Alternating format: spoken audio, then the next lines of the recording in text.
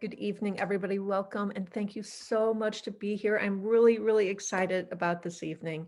We're just going to spend the next hour together, and so just relax. If you haven't already, go grab that cup of tea really quick, or whatever your favorite drink is, and sit down and join us. We have Kendra Tierney here with us tonight. Kendra is going to answer your questions, and we're going to talk about the liturgical calendar, just being Catholic all year, right, with Kendra. So Kendra is a Catholic wife. She's a mother of many, from littles to teenagers. She loves to dabble in teaching, reading, writing, cooking, baking, sewing, crafting, all those things I'm not good at. So I'm impressed already. Graphic design, home remodeling. No, I do home remodeling, that I do. And watching Netflix streaming, I'm also good at that. So Kendra's website, if you haven't visited, you got to make sure you go. It's Catholic All Year. And Walter, if you could just pop that link for me into the chat, that would be great, because this really is a must bookmark website, Catholic All Year. And some of Kendra's books are the Catholic All Year Compendium, my superhero prayer book, and the Little Book of Confession for Children. So thank you, Kendra, and welcome. Thank you so much for having me. Yeah, we're so glad you're here. And so we asked people in the community, what questions do you have for Kendra? And we just have a ton. So is there anything you'd like to say to start, or you want me to just jump into questions? Well, maybe just in case people aren't familiar with my blog or what I do, that the focus, my passion in life is really liturgical living in the home, which has just been really sort of foundational for catechism and family culture for our family. And so what that means is looking at those feast days and seasons of the church year, and we can see them in the differences in the way that we celebrate the liturgy at Mass, the different colors that the priest wears as far as vestments, the different music that we hear, and the celebrations of special days for saints and for historical events in the lives of the Holy Family and the early church.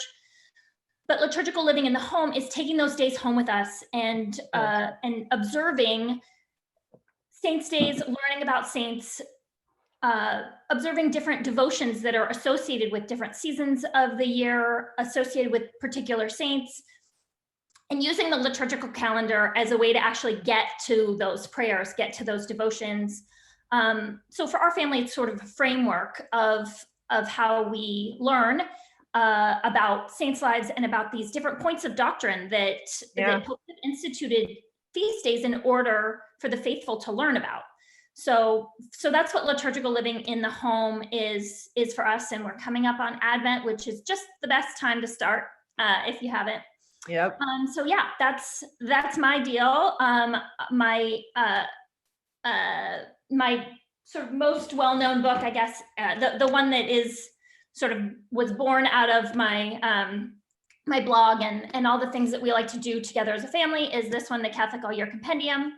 And I have a brand new book that just, I think that it just came out today. I've had them for— Oh, wow. Oh my gosh. This is O Come Emmanuel, and it is a book on the Jesse Tree, Jesse Tree devotionals for families.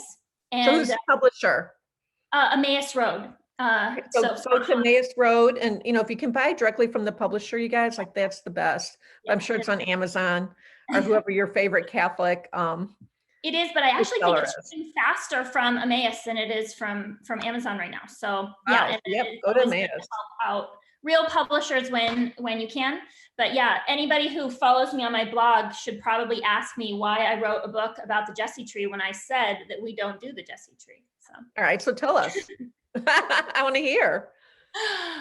Well, I mean, the short answer is that Scott Hahn asked me to, and you do what Scott Hahn Well, asks yeah. you to, right? But the long answer is that when he asked me, my initial inclination is yes, I'm going to figure out how to make this work. But what I want to do is look at why didn't doing the Jesse tree work for our family when all my kids were little. I tried it when we just had little kids, and basically the way we attempted it was, looking at our phones, trying to look up the readings, trying to, make our own ornaments. And it just felt like we were too spread out and trying to cobble this together every night.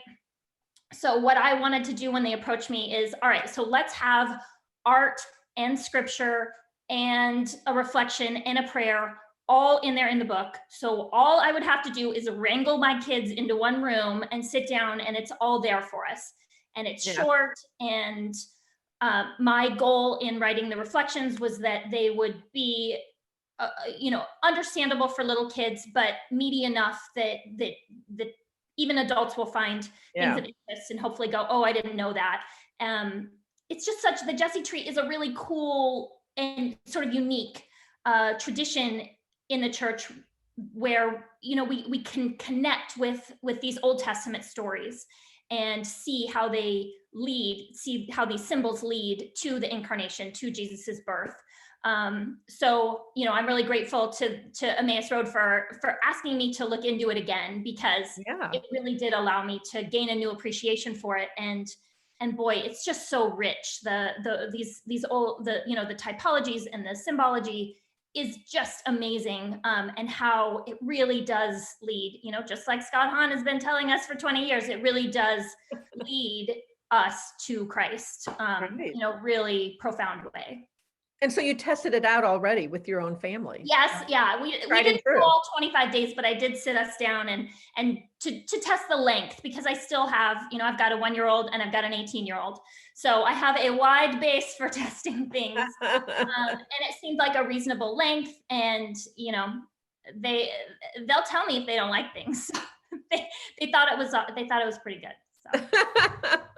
I mean, every book I've written has been, it's just, the kids are involved, it's For the Love of Literature was just tried out on my kids first before I put it out there. That's right. That's just the way to do absolutely. it. All these little guinea pigs. Right. I never had to put together curriculum. I just tested everything out on them. So, someone's asking, let's see. How do you discern which activities your children should participate in? So religious activities, just, sports. Yeah, let's just say outside activities, outside of your homeschool. Why don't we go there? So we were a lot more involved with things like that before we had so many kids. I had 10 kids now. And we have stepped away from a lot of organized outside activities in order to try to protect our family time more. I found that, there were seasons where it did work really well, and we'd pack a picnic lunch and we'd all go down to the sports fields for the kids' games, and just try to keep things, relaxed on that front, but allow them to participate. But as we got kids older and my kids transitioned to our local independent classical Catholic school, sometime between 6th and 8th grade, we move them over there.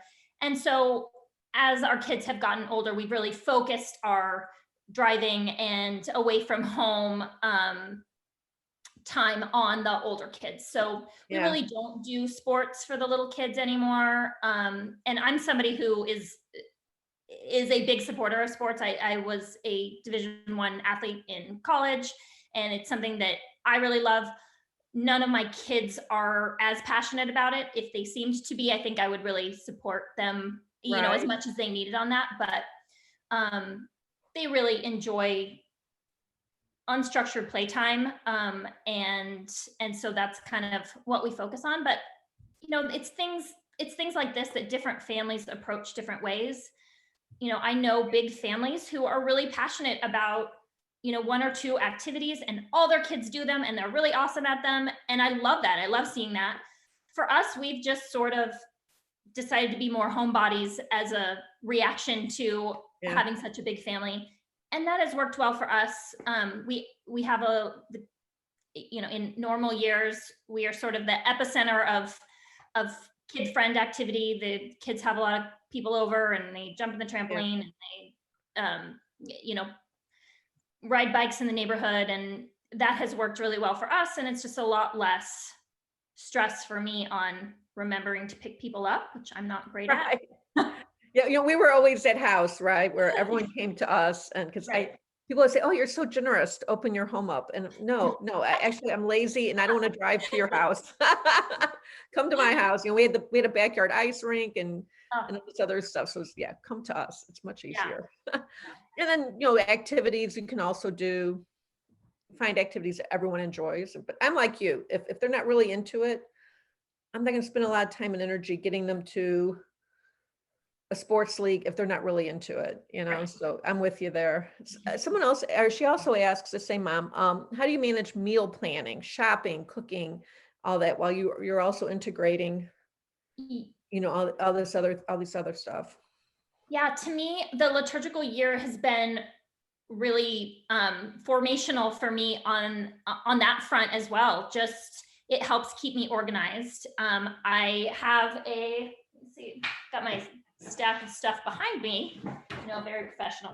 All right, so I couldn't find wall calendars that I liked, so I made my own. These are on my website. But you can also use the free ones that they have in the vestibule at church, probably next month. But this has been the biggest thing on making liturgical living in the home happen for me, is just having a wall calendar that has feast days on it. And so I like having one that has the seasons, that shows fasting days or recommended days of abstinence. Mhm. And what I do is at the beginning of the week, I look what feast days are coming up, and I will try to plan a meal that is sort of associated with a couple of upcoming feast days. So maybe a country that's associated with the saint, or some of them have traditional foods that are associated with them in different countries, or associated with a story from their life. And to me, that it inspires me to sort of raise my game, because I think I can't be the only mom who doesn't always feel motivated to cook, for an army. But this is the way that makes me want to try new recipes, that makes my kids remind me, oh, we always have such and such a food for such and such a feast day. We did that one time, but now we all right. So do the kids help? I mean, because to me, living the liturgical calendar, living the liturgical year is a more joyful way, right, of living Catholic, and because it's always a party. right. So are your kids engaged in helping you with the cooking and planning and all that? Yes. And again, I am sort of my natural inclination is to chase everybody out. My, acts of service is my love language. So what I want is you all to go away and let me make a meal for you. But because it's associated with a saint's day, because the act of preparing the meal and choosing the meal is really part of our catechism, because we're talking about why we're choosing that. And so it really does make me, on these days, I let the kids help. I let them get involved. And it's been so amazing to see as they get older, and if I'm away or if I'm sick, they don't want to let these things slide for the younger kids, so they take over. So And sweet. I've got sons and daughters who are enthusiastic cooks, and and can definitely prepare a whole meal, like 10-year-olds who are, and I didn't learn to cook until I was married. My poor husband, like already married, and I when I started experimenting with cooking. Yeah. Well, I'll tell you, as a mom with children in their 20s and in their 30s, what you're doing is going to pay off in spades. Just so you know, it's going to be amazing when your kids are older and you get to be my age and you get to go to their house and they will prepare meals for you and tell you, no, mom, I got this. It's great. It's so You interesting know, to be on the cusp of that with, yeah. my oldest son is a freshman in college this year, but still here Wow. because his college is in Los Angeles, so it's all virtual. Right. But as far as cooking for a crowd, that's just something that, it happens incrementally, but I just have big pots and I just make 2 or 3 times every recipe and it works out every time. People You are always freeze it, interested in you make extra and then freeze for later. yes, exactly. Okay. Yes. Especially things like, if we make stir fry or if we make, carne asada burritos or something. So it's in a whole bunch of different things when I put it out for everybody the first time. And then leftovers get layered into a casserole, foil over the top and into the freezer. And then I don't have to make dinner another night. Um, Now, but yeah, your recipes that you're using can people find those in your book? I have a lot of suggestions for foods that we eat in the book. The Yeah. actual recipes is my next big project. That'll be probably a couple of years in Yay. the making. But Okay, yeah, so in the meantime, is there some place where people can go to find recipes while we're you waiting know, for you to I write that mean, book? Catholic cuisine is a great resource. And then I do a lot of just sort of poking around, but um, there are some fun old cookbooks. I can't remember. There's one called Feast. There's one that's soups. It's all soups. Yeah. That's liturgical year. That one's great. There's a Vatican. There are 2 really beautiful Vatican cookbooks that are put out by the Swiss Guard. That are really fun to flip through. But yeah, I just my son, my 18-year-old son was joking that he would need to come on here and tell everybody that what you need to do for liturgical living in the home is just think of food puns that have to do with the saints. Things like St. Thomas s'mores. That one. And then boom, it's liturgical living in the home. Oh, sorry. That was pretty good. It's pretty good, right? It's memorable. Yeah. Now, does your husband help out? You know, you're doing all this. Is he able to help with school or any other practical ways? Yeah, so it's interesting. We are sort of a divide and conquer couple. So I tend to really focus my efforts on my babies and toddlers and homeschoolers, and then he is sort of in charge of the junior high and high school department. So they have evening check-ins with him where they have to, accountability for their schoolwork and also you know things that they're working on in their moral life and goals for fitness Yeah. and friendliness and all sorts of things. So he's really great about really keeping the older kids accountable. As far as liturgical living in the home, I have really I have another book that's coming out next May. That's all the prayers and things that I and scripture readings that I recommend in the Catholic All Year Compendium. And until then, for now, I have them on my blog in little printable monthly booklets. Uh-huh. And those I really developed specifically to be able to have my husband be able to lead us in our devotional activities without a lot of without any prep work for him ahead of time, because he's really busy and he, Right. God bless him, rolls in time for dinner. And I know he makes a lot of sacrifices at work to make family dinners happen for us. And I just think it's so important. And so it's a big part of our family culture is sitting down together for dinner. And he goes to daily mass, so he knows what feast day it is, and he can, talk to us about what the priest said in the homily. But I have those prayers or devotions, or there's particular blessings that are associated with different days. And as the head of the household, he's the one who has the authority to bless the people in the household. And so it really is this sort of dinner table model of catechism, which is how I really see liturgical living in the home is, catechism that happens around the dinner table. And it really allows him to be the leader of that, even without spending time on it ahead of time, because he can just sit down and I can say, hey, here's the prayer Right. that we do on, here are the Advent wreath prayers. Here is the blessing of wine that we do on the Feast of St. John. And I love that he's so involved in that way in it, and that it really allows the kids to see that prayer isn't a kid thing, isn't a mom thing, that it's a family thing, that it's a masculine thing too. Right. So that A has worked beautiful really well example for for us. your sons, right? I mean, boys really need that masculine example. And our husbands are gone slaying dragons all day.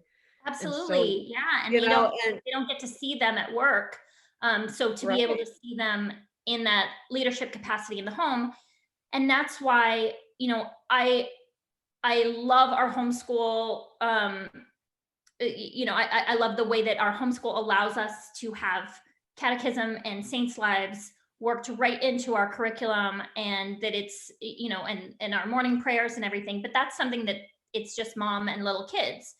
Right. So the liturgical living in the home has been such an important supplement for us, because then it involves our teenagers, it involves dad. And I think maybe that's a really important reason to explore this in your family, in everybody's family, I think, because of the ability to involve dad.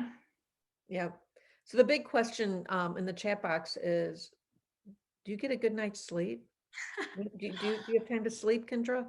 I do not sleep a lot. I don't know. I just I don't You need a don't lot. have to answer. What is sleep? What do you mean? Yeah, I have a pretty crazy schedule that I keep that allows me to do things like writing. But I should preface this: I didn't start any of this. I didn't feel called.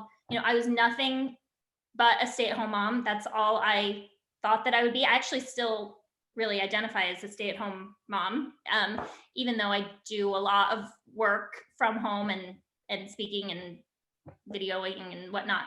But as I started writing the blog and felt called to write books, the shop, graphic design, and all of that, I've really tried to sort of compartmentalize those things. So I try to not do them during my homeschool day at all, not Yeah. respond to comments on Instagram, not, write blog posts while kids are doing things. I try to really focus on them during our homeschool day, which is, because they move on in the older grades, we're really able to do it just in the morning. So, 8 to noon or 1, and we're done. And then I take a nap when the babies take a nap for about an hour, and then, family time in the afternoon. And then I go to bed early. I go to bed, maybe 9, and then I get up at like 3 in the morning, and work until the kids get up, Yeah. and we start school at 8. So that's sort of my work day, is when it's nice and quiet. And so that's when I write and paint chapels, and There's so um, much you get done in those wee hours, right? yeah, When I it's mean, it just, quiet and yeah. uninterrupted time is worth going Yeah. to bed early for. Yeah, and yeah, I was the same as you. There were certain hours during the day where I just did not work. I didn't write, none of that, because family comes first. And if something has to go, that's it's not going to be the kids, right? So, Absolutely. yeah, go Well, I ahead. was just say, it's easy to feel like, because I can do these things, I feel like I should, but it's not my vocation. And I have to remind myself every day, like, I can walk away from all of this and still be fulfilling my primary vocation as a wife, and my primary job as a mother to my kids. Um, Right. so that's really what's important. And if things have to go by the wayside, it's always going to be writing, or all this peripheral stuff online, which I've actually, I mean, I am online a quarter of what I used to be. It's just hasn't been a great place to Yeah. be recently. And so I just sort of backed off of it because, I don't need to be away from my kids in order to get scolded online. Right. I think a lot of us are feeling that way right now. So let's move to a happy subject. So someone's asking, Elizabeth asks, what is your favorite Catholic picture book? What's your for children? Oh my goodness. And then follow up is, what's your favorite novel for children? um, there are so many great Catholic picture books out there now. I mean, I have a whole stack of them. You're lucky that it's not here. Otherwise, I would just start showing you. But I have so many. The publishers are send me books to review, and there's just so many great ones coming out right now. I have an old blog post called what's it called? Like Liturgical Library, I think it's called. And I have picture books associated with Saints' Days that we use throughout the whole year. And I really love those. Ignatius has recently been reprinting a lot of the old Tommy Day Paola, I hope I'm pronouncing his name right, books, which are really fun. And Tommy DePola. yeah, Yeah, I saw that just recently. That's so yeah, exciting. a bunch of his books, his more religious books, had been out of print, and they have been reprinting Yeah. them. They're so great. My kids just love those. They have such sort of whimsy and truth in them. I really love not exactly Catholic book, but we always read a book called The Bear Skinner for Michaelmas, for the Feast of St. Michael, because it's about it's an old Grimm's fairy tale about a guy who makes a deal with the devil, and it turns out to not be a good idea. So I think that's a good lesson on the Feast of St. Michael. I love that one, but yeah, there's so many that we really like. I wish I could remember the name of it. One that somebody just sent me, and it's really beautiful, really good illustrations. But we're so lucky now. I feel like 15 years ago, when my oldest was little, there were slim pickings for Catholic picture books, and now there's so many that we can't get to them. Right. Yeah, when my oldest were little, we did a lot. Tan had the where are they? It's the series of little picture books that the missionaries sisters did way back in the day. The Treasure Box. Oh yes, yeah. Yeah, I've got them all right behind me. But yeah, you're right. It's gotten way better. We relied a lot on Tommy DePaula books, and but yeah, there's a lot. I just heard Regina Doman's coming out with a new picture Oh, book. good. Yes, yeah. Yeah. I love Reach it. out to her. I'm sure she'll send you a copy. Yeah, did she write Angel in the Waters? I really love that. Yes. Yes, Yep. that one's so pretty. I love that book. I give that at baby showers. My kids love that book.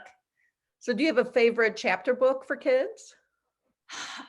We really love reading aloud as a family. We, Narnia books and Freddie the Pig. Love Freddie the Pig books. Not religious, but so They fun. are fun. Yeah. As we're approaching Advent, there are some really great books that we love reading aloud during Advent. And one of them, the first 2 chapters of Little Women, are about Christmas. And especially, I think they're really great for this year as we're talking to our kids about, hey, this is a difficult year. A lot of things that we are used to being able to do are going to be canceled. A lot of people, need more help as far as charitable giving. And so we're going to try to really focus on that. And boy, Little Women going through Civil War Christmas, I think it would be a great inspirational read aloud for a family at this time to sort of help with that eternal perspective on things. Another one is The 24 Days Before Christmas is a great one. And it really shows how Advent has been celebrated in previous eras, well, all previous eras until just recently, really as that time of waiting and preparation and not just pretending it's Christmas already. So that's a great one. And I really, I love that book for showing little incremental ways to decorate, little incremental ways to prepare, rather than just saying, all right, Thanksgiving's over, boom, like full on Christmas decoration, to add things slowly over the course Yeah. of Advent, has been really great for our family. Another one is The Children of Noisy Village has a couple chapters in there that are on how they celebrate Advent and Christmas, which is really beautiful. And my kids love A Child's Christmas in Wales, which is not religious at all, but you can find an audiobook version of the author, who I'm blanking out on his name, reading it, but he's from Wales, Yeah. and he's got this great accent, and my kids just crack up at the way he says things and what he says, and it's great. So I really, oh, and then A Christmas Carol is another great Oh, one. yeah.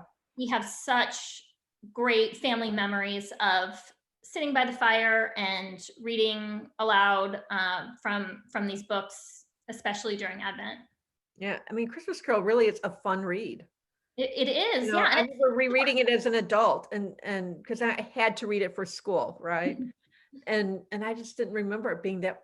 It, it really is a fun, enjoyable book. I loved it as an adult. You know, so the language is so clever, and I just think it's so right? good for kids to just hear those descriptions Oh and yeah, I be able loved to reading it to my imagine them. kids. Bernadette asked, so we're going to kind of change gears here a little bit.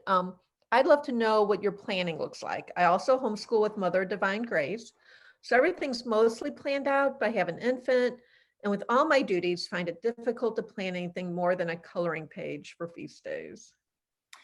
Well, that's why, yeah, I do Mother of Divine Grace too. Have been doing it since my freshman in college was a kindergartner.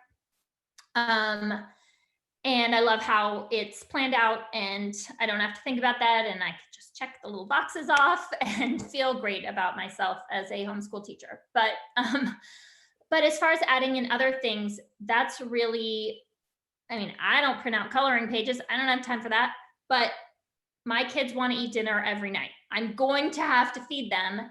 And so if I can do a little bit of advanced planning, then just a couple of days a week, a couple of times a month, maybe. I mean, just depending on how things are going that, season for us, I can just do plan my meal planning around a couple of feast days, and then it's conversation around the dinner table. Yeah, And to me, that's really what makes liturgical living in the home work so well for us for so many years. Is it's focused for us on things we were going to do anyway, and it can be that way for anyone. So if you're a family that goes out to eat a lot, then you can choose a restaurant based on a feast day. If you do art projects, then great, go to Catholic Icing, go to Pinterest, find art projects that go along with feast days. I don't do that. That's not something that's going to be part of our regular routine, except for Advent, which again, liturgical living gives me that framework, makes me do stuff. So we do family projects together during Advent, and crafts and things like that. But really not otherwise. So I think that the best way to handle it is to look at what are the things that work well for our family, what are things I'm doing anyway, and how can I tweak those a little bit to reflect the church year. yeah, And if you decorate your mantle, can you use liturgical colors? Can you make your mantle look Advent for Advent and Christmas for Christmas and Lent at Lent? Do you have a little altar table? Can you change out artwork or a saint quote? It doesn't, what works in my family it isn't necessarily what's going to work for everyone. yeah, But for us, really having it based on food and conversation has been manageable for a long time, because it's what we were going to be doing anyway. And it's just motivation for me to make that better. We were going to have to sit down and eat. So, but associating it with feast days makes me make better food, makes me be a better a better homemaker. Right. I mean, you cannot discount, I don't think, the importance of that family meal and those discussions. My daughter's visiting from New York and we celebrate my son's birthday just this last weekend. And the conversation went to those family meals from when they were little. And it just, they remembered so much. It was just a great conversation, listening to adult children talking about those experiences and how much they learned at the dinner table. So, you know, that's a huge, huge learning opportunity, everybody. That's probably one great thing to walk away from this talk is the I mean, really, importance of that. and I know it's so hard, and I need to give my husband more credit because I know how hard it is for him to get away and how in the Yeah. hours that he's expected to work. And so he spends his day at work. He comes home for dinner almost every night, and then he's expected to put in more time in the evening. But carving out and protecting that time for family dinner has just Yeah. made all the difference, because it means that I'm motivated to be a better homemaker. It means that we sit down at the dining room table together. Somehow, when he's not home and there's only 11 of us eating dinner, then it doesn't matter if we just stand around the kitchen counter and eat.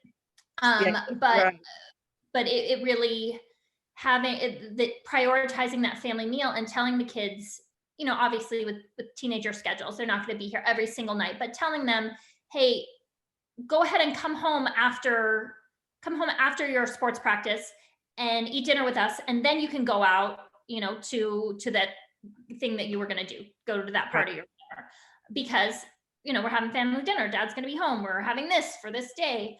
But just to and they see the sacrifices that my husband makes, they see the effort that I put into it, and that gives it weight, and they know that it's Right. something that we care about for them.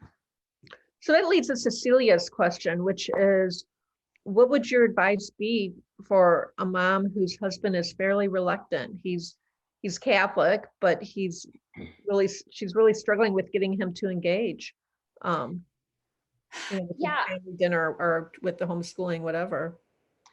I mean, that can be hard, and that's something that I experienced in my own childhood, that my dad was not Catholic while we were growing up. And it's funny to me now because I have to think back and realize, whoa, my dad wasn't Catholic when we were growing up, because he is now. And he has been my kids' whole lives. But it was just my mom who was taking my sister and I to mass every Sunday, who was making sure that we went to CCD classes and got all of our sacraments. And really, her technique was one of prayer and good example, Yeah. and not harping him and not criticizing him, and just setting the example of faith being important. And the thing that really brought my dad into the church was getting to know other families for whom their faith was important, Yeah. and him getting to know other husbands, other dads, and seeing other families and realizing, hey, he's sort of a pragmatist, and so this is, whether it's true or not, and we believe it is, but whether it's true or not, those were the families that were happier, those were the families that were more connected, those were the kids who were more engaged. And so to make friendships with families that you want to emulate, have them over, get yourself invited to their house. That if I think that, specifically for moms trying to get their husbands more engaged, to have that example of other dads who are engaged in catechism and in Yeah. leading their family, because so many of them haven't ever seen that. My husband has a podcast called The Dad Project that is not, it's not overtly religious. It's based on uh, character, really. So that's something that I think is great to share with even dads who aren't Catholic at all, but Mhm. who want to raise children with, a moral center and have and virtue. And most of the people who give talks on it, maybe all, are Catholic, but I think a good start is just to say, especially for a dad who's already Catholic, is if you look either on my website or on Amazon, I have a book called Catholic All December. It's just a little booklet, and that has all the prayers that we use for all through Advent and the beginning of Christmas. It's got the Advent wreath prayers. It's got the Christmas anticipation prayer. And so if you can get him home for a couple of dinners, a week, and just say, hey, would you lead this prayer? And we can light the Advent wreath, and the kids will like it because it's fire. And you can start having those maybe positive associations with it. But yeah, I think that prayer and personal sacrifice and setting that example of our faith making us more joyful and more understanding rather than more frustrated and more accusatory. I don't know, it worked really well for my mom. Yeah. So is it, I mean, it took 25 years, but right, it worked. God's time, not ours. Yeah. So it's the podcast dadsproject.net. I think Walter put it in. Oh, Right? okay. Thanks, Walter. Yeah. On top of it. Yeah. Yeah. The dadproject.net. Yeah. He's a good business partner. So we complement each other well. So Monique asks, in a large family, do you think it's better to have the same curriculum for everybody or to piece different things together to, for kids who learn differently or have different interests? What's your best advice for just keeping things simple? Yeah. Again, that just varies so much from temperament to temperament of, I think mostly of the mom who is, or parent who is in charge of the homeschool day. My best friend with whom I plan, conferences and run all sorts of things. She and I both homeschool all of her kids, and she cobbles together a new curriculum every single summer, and I don't get it at all, but it works for them. 6 things that, are going to be of particular interest to a particular kid in that particular year. And I just do what Mother of Divine Grace tells me to do every year for the past 12 years. And I like it. And that's how I like it. And I do like to bring the kids together for particular subjects. That's something that can be a challenge with Mother of Divine Grace in particular, I think, is that if you do each different thing for each different kid and you have 4 or 5 kids in different grades, that's not necessarily a manageable, tenable situation. So I do combine, we'll combine history for a couple of grades, or we'll all do spelling together. But I think that it really is dependent on what you as their teacher love, and I think we can focus maybe too much on what is going to be exciting or interesting for the kids, because I don't know, my take on it is that it has to be something that I can manage, and then I can be enthusiastic about it and love it and just transfer that enthusiasm and love to my kids. And that has always worked for us. Yeah. And emotions are contagious, right? Yes. I mean, if it's not working for you, it's not going to work for them if you're miserable and unhappy, Right. And I'm like your friend, like every year I put together something different, but that's what sparked joy in me, and so I think that's one of the beautiful things about Catholic homeschooling is that there's so many different ways we can do it. And I think you're right. You have to really look at what's going to work for you as the mom. Yeah, I think it's huge, because you're the figurehead of the school, and right. And so I think that I have to do things that I love and enthusiastic about, and can can love sharing those things, and just things like intermediate language lessons. I love intermediate language lessons so much. I love my kids writing out a letter about the purchase of a rabbit. I love all of those things that are just so fun and old timey, because I love to imagine myself you know, the early 20th century one room schoolhouse. It just, I really enjoy that. And so my kids will tell you that those grammar lessons are their favorite subject. And it's because we have so much fun with those silly conversations about, of what use are a cat's paws. Um, uh, yeah, and I know other families who like, what is with this book? It's so weird. Like, I don't like it. Then you shouldn't do it. Do Right, something you love. right. Your homeschool doesn't have to mimic what everyone else is doing. Do what's gonna every family's unique, right? So Christina's asking, she's thinking about Advent, and her older 4 children are getting bored with it, right? They're getting older. They're getting bored with the Advent stories, the Jesse tree, and some of these things seem to be getting lost on the youngest. So what suggestions do you have for making Advent more meaningful and joyful for the older kids as well as the younger?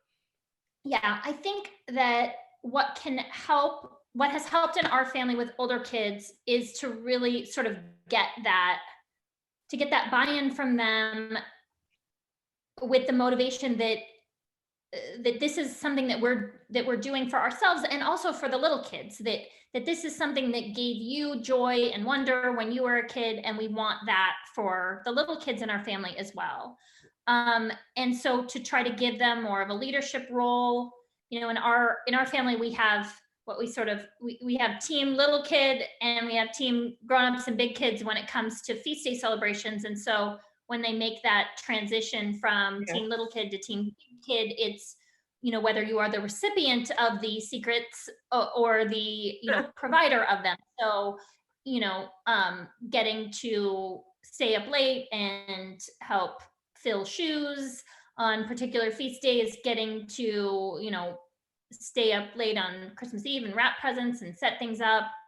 Um, hide we do a hiding the coins activity on Spy Wednesday, and so the bigger kids will get to be the ones, shepherding the little kids around for things. But I think that stuff like this is not it's not a religion issue, it's a parenting issue. Yeah. And it's, how can we teach our older kids that it doesn't have to be your absolute first choice of what to do this night.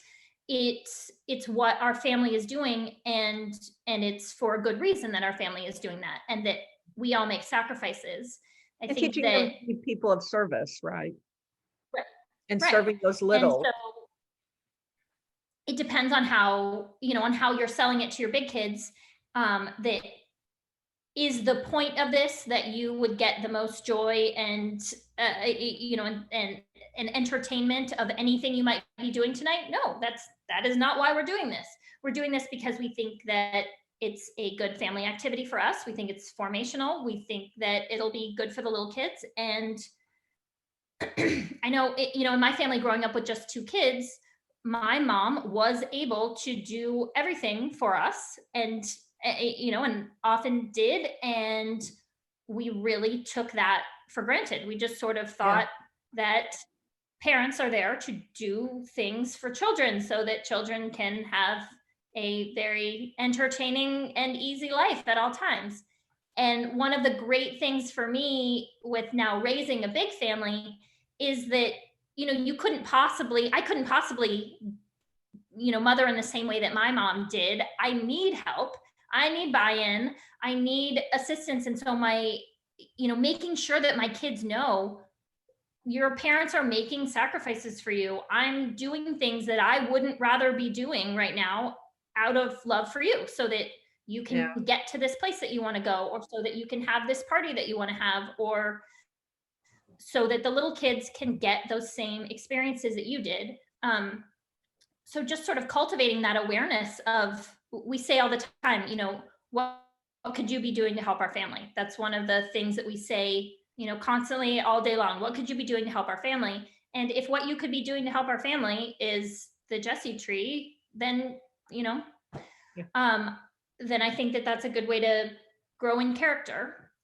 Like I John will F. say though Kennedy. that there are, I yeah, say just like right, John F. Kennedy. exactly. What can you do now? Don't ask what you can do for what your country can do for you. What can you do for your country? So what can you do for your family? It's true. It's true.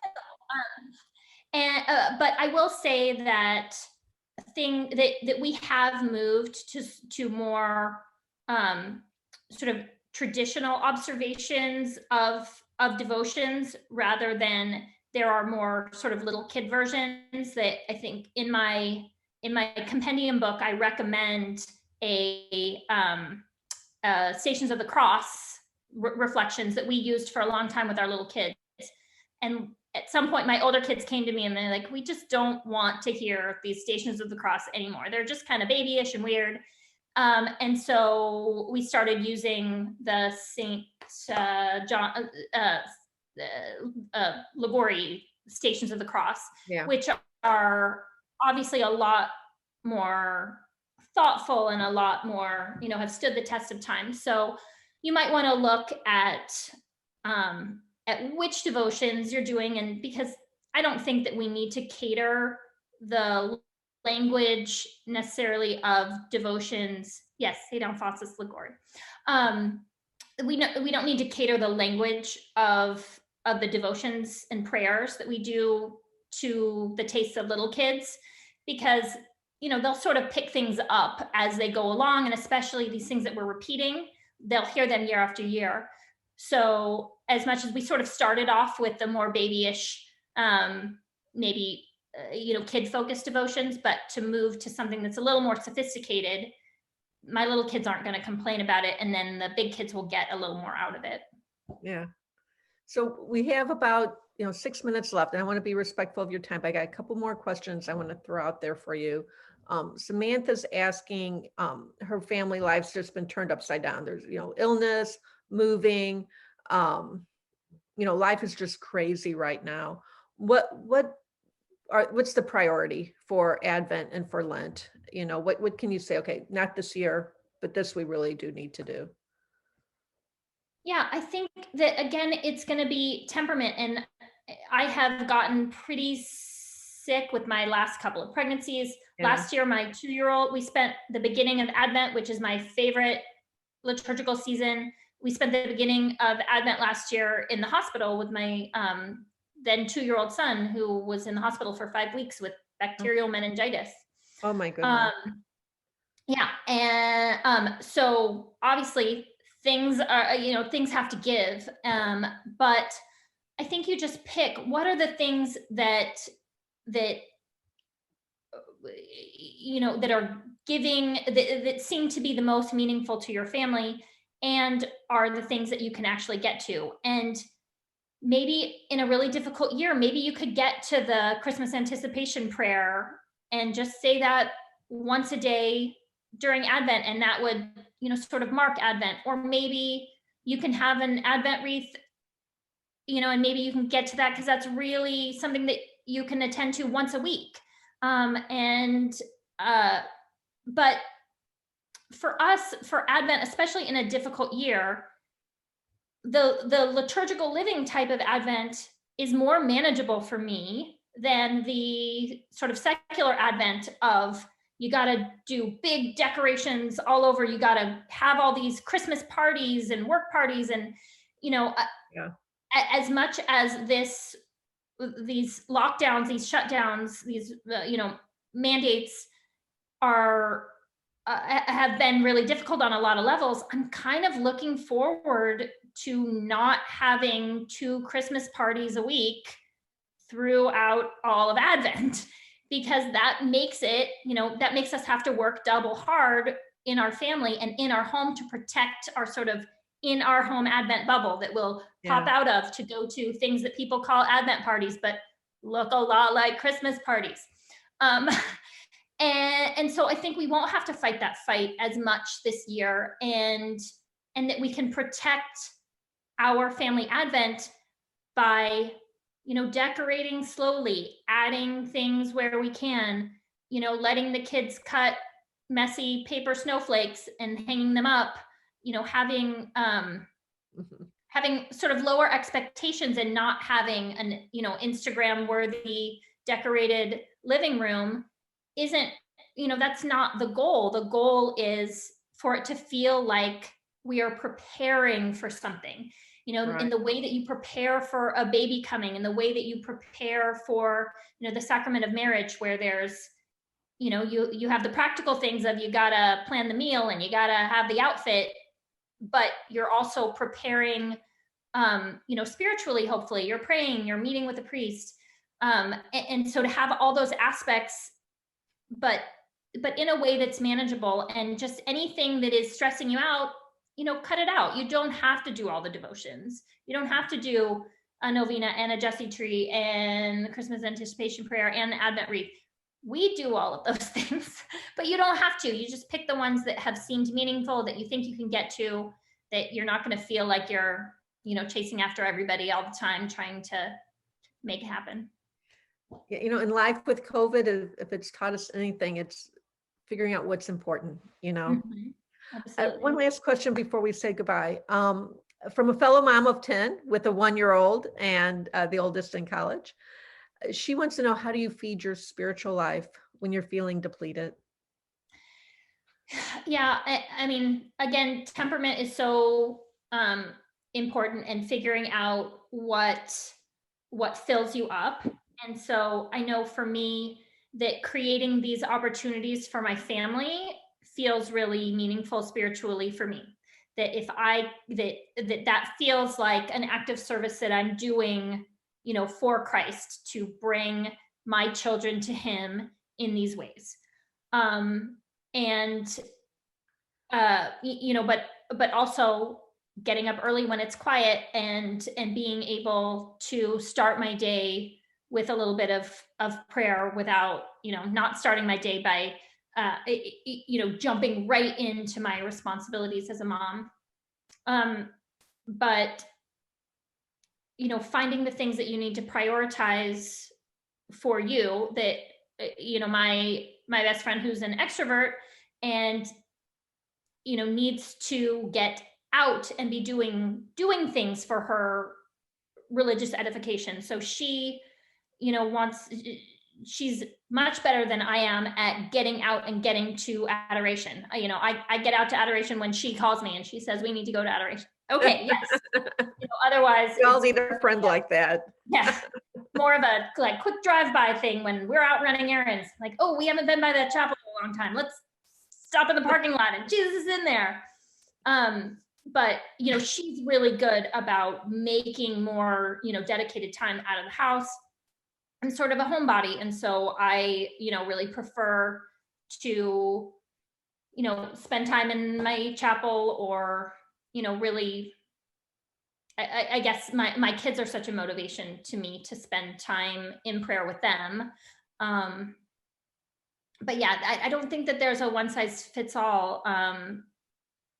It, we used to.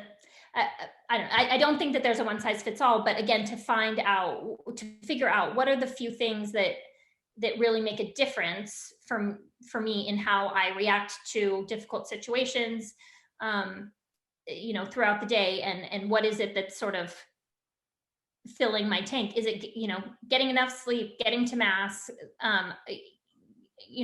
those types of things can make a big difference in how we feel about our family and spiritual life. Yeah. Funny for me, it was letting go of, I need my time, I need me time, and just coming to the realization that I'm not going to have me time for a decade or two. So I just need to focus on time with the kids, and finding, my spiritual be fed through them and through feeding them. So Yeah, I really no, came to that exact same realization that wasn't. I mean, and again, maybe for some people it really is important, but letting go of that idea that was really important for me, and to just I remember I was having a difficult day with the kids at mass, and a little church lady came up to me, and I'm going, oh boy, is she going to criticize me for how my kids behaved at mass? And what she said is, oh, you are going to look back and miss this so much someday. And I Uh, thought, oh my goodness, yeah, you look over at the people who could just go to mass and sit there by themselves whenever they want. And right. but she's looking at me, wishing that she could be climbed on by a bunch of toddlers during that Right. daily. And that is a prayer in of itself, I mean, gone are the days when you can just focus and meditate and pray before mass, because you do have toddlers crawling on you, but that's a prayer in of itself because you're bringing those children to Jesus. So we need to find joy in that, right? Because trust me, I mean, the day I'm not quite an empty nester, but almost, and that day comes and you do miss it. So just to let you all know, when those of you who are struggling, you will miss it, I promise. Well, we're at the top of the hour. So, Kendra, anything you want to leave with? Anything last you want to say? Well, I think, yeah, the one thing that I hope you take away from this is, well, two things. One, I hope that you will give liturgical living in the home a try, and I hope that you'll do it in baby steps, and just adding a couple of things here and there, not trying to do everything that you see people doing on the internet, or in among your friends, to just choose some devotions that really are meaningful to your family, and can help focus on what these different seasons really mean for us as Catholics. But yeah, I hope that you'll be patient with yourself, and when you fail, to try again or try something different, and not just give up. Amen to that. So everyone, make sure you visit Kendra's website, catholicallyear.com. Check out her books. Lots of great resources at that website, everybody, and lots of great resources within those books. I really encourage you to check that out. Thank you all for being here tonight. Thank you for being part of the Catholic homeschool community. We appreciate you. Invite you to continue these discussions in the community. And, all you veteran moms, we also invite you to reach out and help the young new moms. Not all of us are young. There's some new moms coming in because of the pandemic, but just helping those new moms get through this school year. So God bless you. Thank you so much, Kendra, for your time. We really appreciate you being here. And thank you, Walter, for all your tech help and keeping the chat box going for us. So good night, everyone. God bless you. Thank you.